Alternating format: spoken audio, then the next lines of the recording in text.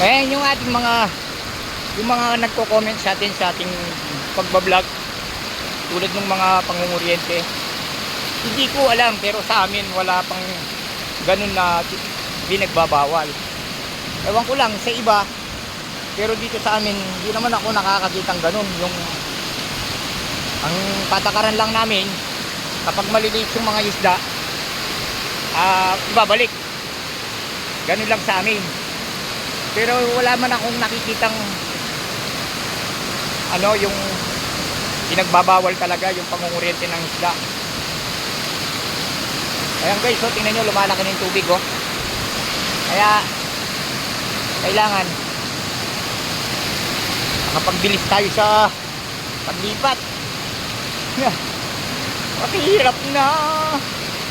Hindi naman sila laki basta-basta kasi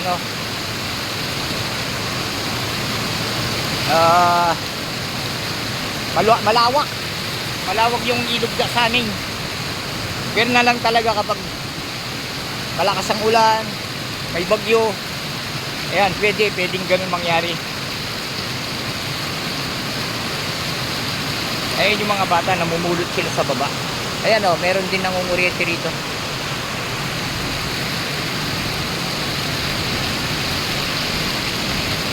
Okay guys, maraming salamat.